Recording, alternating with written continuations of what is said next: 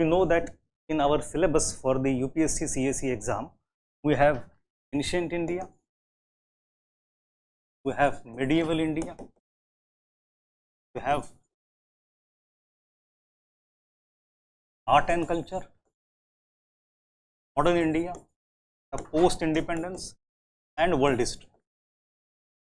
We have so many segments of history in our syllabus, but not all the segments are equally important for every stage. That clarity you should have. For example, ancient medieval is primarily important for only prelims. When you think of art and culture and modern India, art and culture of ancient till modern, if you go by syllabus, you have religious history, philosophical history, cultural history, literature, arts, architecture, everything, and modern India that I shall be doing in some days. That is actually common to both prelims and mains. Plus mains. And when we talk of post-independence and world history, barring for one or two rare questions which appear very rarely, एक दो सवाल कभी कभी आते हैं, you have post-independence purely in main examination, and so is world history, largely main. When we study modern India for next so many weeks, our focus will be from both preliminary perspective and main perspective. में दोनों करना है, साथ साथ लेके चलेंगे. Will not be divorcing them completely from each other. It is not even possible. Now in the prelim examination, we get around 15 to 18 questions out of 100 collectively from entire history, but last 2 years have been exceptions. Last 2 years they are asking 12, 13 questions each, not 15, 16, 17. So 3 questions घट गए, but that keeps changing for every subject every year. You never know what is happening. So you should be prepared. In the main examination, we have history as a part of general studies 1, GS 1. There you get 6 to 7 questions out of 20 every year. 6 minimum, 2-3 बार वो 8 तक गए थे, but generally 6 to 7. So this is the relative importance of history in your syllabus.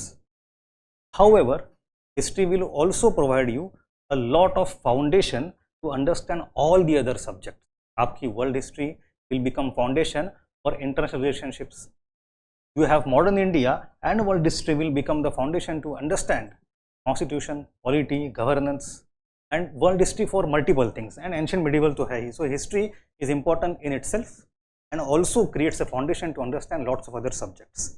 ये हो गई बहुत basic बात. We have to tick mark जब बात कर दे एक करके. Let me show you the syllabus, because students have a habit not to look at syllabus, and students have a habit not to look at previous year questions also for some reason. चिल्ला चिल्ला के बोलते नहीं. We will show them in the class. So in case of prelims, for history, UPSC has mentioned only this single thing: history of India and Indian national movement. That is all. History of India में सब कुछ आ जाता है. Everything that happened till yesterday is history of India, in a way, technically speaking. So UPSC doesn't give a good amount of guidance about what should emphasize upon. For that, we have to look at the previous year questions, their patterns, their analysis, etc. And they have separately mentioned Indian national movement, although it is automatically part of history of India, but they want you to focus on that freedom movement. This is for prelims. If you go to mains, in main examination, you have 5 points about history collectively, which I have reproduced here. Of them, the 2 points pertain to modern Indian history, only modern India. बाकी पहला वाला जो है Indian culture, salient aspects of art forms, literature and architecture from ancient to modern times. That is why I said art and culture is part of both pre and mains. Then you have 2 bits for modern India.